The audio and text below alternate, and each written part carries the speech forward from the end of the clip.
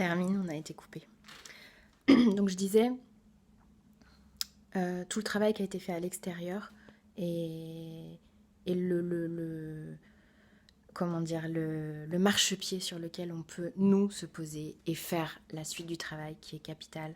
Et je disais, c'est te sentir dans ton propre cœur, égale, légitime, puissante,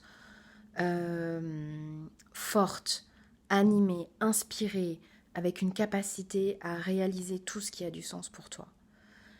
Et on ne peut accéder à ça pour de vrai, avec un vrai alignement, que si on a nettoyé en fait toutes les blessures que l'on porte. Les femmes portent en elles, sans le savoir, une image d'office inférieure. Même les hyper warriors, hein, les hyper warriors en fait, et qu'on peut trouver agressives, elles luttent en fait contre ça, parce qu'elles ne sont pas d'accord. Et elles ont trouvé leur solution dans la lutte. Moi, je voudrais qu'on ne soit ni dans la lutte, ni dans la soumission. Ce que je veux, c'est que une à une, les femmes, une à une, on connaisse l'histoire de notre famille, connaisse les blessures de nos grands-mères, mères, arrière-grand-mères quand on peut, connaissent l'histoire humaine et de tout ce que les femmes ont dû traverser parce qu'on porte ces mémoires en fait en nous. On porte le fait que ce soit normal qu'on ait accès à rien. Que ce soit normal à une époque où les enfants ils mouraient à la pelle, c'était normal, donc c'était pas guéri ça. Cette terreur-là, elle a été vécue par des tas de femmes, elle n'a jamais été guérie. C'était normal de se faire violer par un type, par son mari, en fait t'es là pour ça. T'es là pour ça. C'est normal d'être la boniche, pareil, t'es là pour ça. C'est normal de ne pas être écouté, entendu. Parce qu'en fait, quand tu as quelque chose à dire, c'est pas intéressant, c'est superficiel. C'est du blabla de femmes.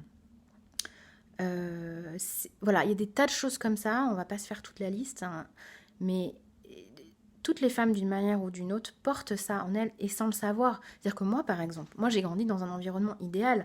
Moi, mes parents, ils faisaient pas de distinction. On est 2 filles, 2 sœurs, et donc parlons de mon père, puisque l'infériorité de la supériorité s'est expérimentée à travers le sexe. Donc mon père nous a toujours encouragés,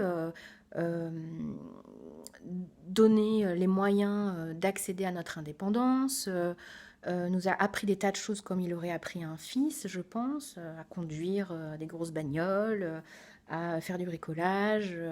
Voilà, les trucs qui traditionnellement sont dévolus aux hommes, on y a eu accès. Quand on était petite, on avait des poupées, mais un garage, des voitures, une combinaison de pompiers, une moto, que sais-je, voilà. Et donc moi, toute mon enfance, en fait, la question s'est jamais posée, j'étais un garçon ou une fille. Et en fait, c'est qu'en rentrant dans le milieu professionnel, puis dans la relation avec le père de mon fils, puis à la naissance de mon fils, que j'ai pris d'un coup tout ce fatras que je ne soupçonnais même pas, quoi. Et donc là, j'ai commencé à développer des réactions et avoir des pensées qui ne m'appartenaient pas, clairement. Qui ne m'appartenaient pas, mais qui m'ont fait sombrer, quoi. Donc, d'expérience personnelle, d'expérience de mes copines et de ce qu'elles vivent, d'expérience de mes clientes et de ce qu'elles vivent, d'expérience de tout ce que j'entends, les femmes aujourd'hui, une à une. Et moi, vous pouvez faire ça avec moi, je suis là pour ça. C'est ma mission, c'est ma vision. Et j'y tiens comme à la prunelle de mes yeux parce que c'est pour moi la chose la plus essentielle et la seule à faire. Te rendre ton amour inconditionnel, te rendre ta légitimité inconditionnelle, te rendre ta beauté inconditionnelle, te rendre ta force inconditionnelle, te rendre ta fragilité inconditionnelle. Et tout prendre et tout accepter, tout nettoyer. Tout nettoyer. Tu ne portes plus après les blessures de tes arrière-grand-mères. Tu n'as plus des comportements de soumission qui déclenchent de la dominance. Tu n'as plus des comportements dégradants pour toi-même parce que tu penses que c'est comme ça que tu peux te faire aimer. Voilà. Tout ça, c'est fini. Et là, enfin, tu es aligné avec ton âme. Tu participes dans le projet de l'univers au niveau de vibration auquel tu es, dans lequel tu t'es incarné, celui de l'enfance. Voilà. Donc on fait juste ça, les filles. On fait ce boulot-là.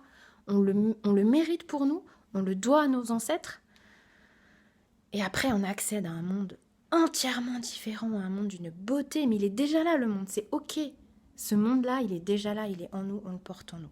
Juste, on y va à fond. On y va à fond. Et moi, je suis là pour ça. Je vous embrasse. Je vous remercie si vous avez écouté jusque-là. C'est déterminant de faire cet exercice, je pense. Et j'espère que vous avez entendu, écouté, apprécié et que je vous retrouverai très bientôt pour partager cette vision et avancer dans cette voie de beauté.